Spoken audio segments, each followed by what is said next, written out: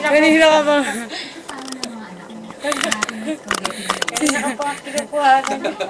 Si Joseph, natatawa ko. Pag nagsasalita ka pala. Ano natin kuya, papakita natin sa ano. Sabi mo sa mga anak ko, makikita mo ako doon. Nakikita ka dyan. Nawala yung isa eh. Paano ba yung ano? Dapat publish pala mali. Nanay ko. Nakita yung ano. Makita ka ng anak mo, oh, sikat na yan, sikat na ako. Kami nga, ano eh, yung mga classmate ko, sikat na daw sila eh. Kasi nilagay ko dyan eh. Nakikita ka na dyan. Ala. Yung kanina ng bure. Tama yun kasi kita yung chunk ko laki-laki. Oo. Ipupo pa.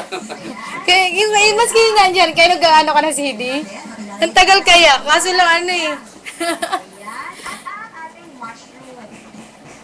Maganda sana yung bahay namin, dito lang sa video eh oh. Joseph? Tulog na tulog. Tatanungin yan. Pag nakita yan doon sa mga nagano yung YouTube. Oo. Huwag kaninong bahay yun? Ay, sa kabit ko yun. Oh, kapit mong lalaki. Ayun yung natutulog. Kapit mong lalaki. Kaya nga natin, tingnan natin kung paano mapapag. Alam mo, super sarap na dahil mapupusan ka ng mga kids cookie. Tandaan mo natin mga misis. Bali. Hindi na ng realista, real quality lang ang pakasarap tulad ng real herbs and spices na pakasarap sa ating mga lukuhin. Dahil para sa atin, Tingnan natin, publish natin. mas masarap